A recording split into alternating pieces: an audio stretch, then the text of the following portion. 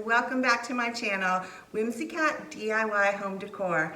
I'm Kat, and I'm going to take you through a couple thrift flips today. Over the weekend, I was able to hit a few garage sales, and I found a couple bread boxes, and I love bread boxes. So if you haven't been to my channel before, I have a retail booth where I do a lot of thrift flips, and most of those items go directly to my store. I also do a lot of furniture makeovers, and that's probably the next video you're going to see from me, because this antique dresser behind me is the next project we're going to work on together. So looking forward to that, but stay with me, crafty cats, and we're going to get right into this video. Thank you. Okay, let's get started with our first project. The first thing we need to do is clean this bread box. We're using White Lightning, which is a Dixie Belle product. It is chemical based, so I'm wearing gloves to protect my hands. I'm just going to go all over it, making sure we've cleaned off any dirt, any grime, any furniture polishes or oils that have been left behind. You can use any type of cleaner that is your favorite. Dawn dish soap, crud cutter are two I also use. The most important part is that it has a degreaser, because that's really what's going to clean all that off and prep it for paint. Now with this White Lightning, it is important that once you've sprayed it with the chemical and cleaned it, that you come back with just clean water and a clean rag and you wipe that down to take any chemical residue off. And then we're going to scuff sand this. Although it does not have any paint, it does have a clear coat that gave it a bit of a shine. And so I'm using a 220 grit sandpaper. And it's just going to dull down that surface, and it's going to take off any minor imperfections that may be on the surface. This is an important step because this is really prepping it for the paint, so that it's going to adhere to the bread box, and you're going to get a really nice durable finish. So don't skip this step. If you do, you'll see that the paint's not going to adhere as well. So here we go. We're going to do our first coat. We're using Waverly chalk paint and ink, and you can see I started painting off camera. I do love this color, but I do find that this particular one seems to be very thick coming right out of the bottle. So I'll pour it into a bowl and add some water to the paint directly, stir it up to give it a little bit of a thinner consistency.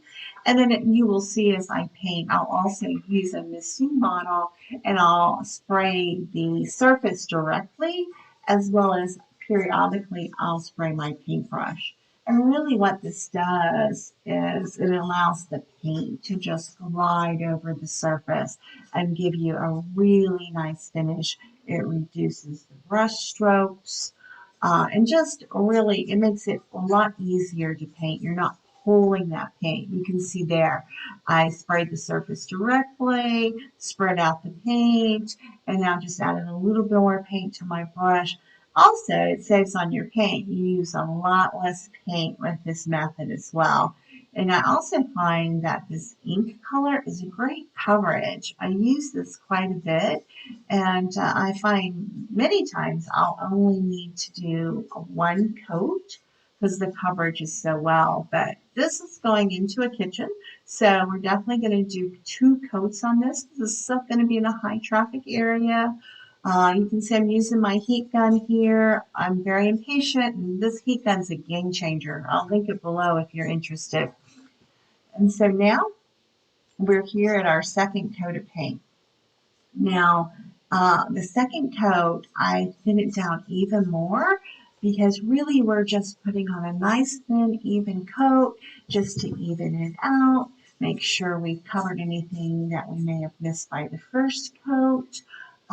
So we're just going to go around, just make sure that we've got good coverage on all areas. See here, I'm misting my brush, dipping it into the paint, and it just really glides across that surface just so easily. And at the end, the finish that you get is so much better. If you've not tried this technique, I would just encourage you to try it, see if you like it. Okay, now it's time to put our decal on. I used my Cricut, and I didn't include that footage, but if you're interested, I'm happy to do a video on the Cricut as well. So I've centered it up. I'm using my little spatula to adhere it. Now I'm just taking my little finger sander and I'm going to lightly distress this. I love the look of the black with the white lettering and then just a really light distressing. So I'm just kind of hitting all the sides that would typically be distressed from just day-to-day use. Looking inside, doing the bottom pieces, like I said, just really kind of the edges. Uh, Making sure I get enough where it really kind of shows through, because one of the last things we're going to do is add another finish to it. My little finger sander wasn't really getting the effect I wanted, so I pulled out my sponge. I think that's a 120 grit sponge, and it's just giving me, as you can see, a little better distressing technique. So now I'm adding the Waverly antique wax. I love adding the antique wax over the black, and where the bare wood is showing through from distressing, it gives it a beautiful finish. It just richens it up. I just love the two of them together. You can see here on the top, I'm putting on a good amount. I'm really kind of rubbing it into the wood with a rag. Just rub it right in there. I'm hitting all sides of it. You can see how it really just deepens that color. I'm doing the inside as well. I'm going to do, all sides as well as the inside, and just really just rub it in. If you've not tried the Waverly Antique Wax over top of the ink color chalk paint, I would suggest giving it a shot. See if you like it. Okay, let's move on to our second project. We have another bread box to redo. Well, this bread box is in really bad shape as compared to the other one. It's got some missing parts on the side. It's got a carving on the front, a very poor paint job. On the side again, you can see some damage there. So I'm taking a 120 sanding sponge and I'm just going to go over the whole area. But right there on the bottom, you can see there are some big chunks of paint. So I don't know if that's where there were paint runs, etc. But here, it's just this weird carving in it. So I'm going to take some spackling and just try to fill that up. So I'm going to generously apply the spackling all over, try to smooth it out a little bit, but hopefully when this dries, we'll be able just to sand it down and that'll leave us a nice smooth surface to work with. I'm just going to add some more just to make sure we get plenty in there. Then on the side, you can see those two wooden plugs on the bottom are missing. So we're taking the spackling and we're just going to try to fill up those holes. I always put probably more in than I need to because it tends to shrink as it dries. And we want to make sure that it's kind of even. So I'm adding quite a bit to make sure that it kind of gets the job done.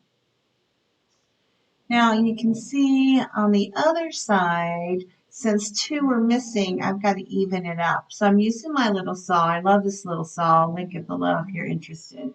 But I was going to saw those right off. And so as you can see, the one on the right-hand side, I'd already sawed off on camera. And as I was trying to saw this one off, it actually just pulled it right out. So we'll need to take some spackling and fill up that hole.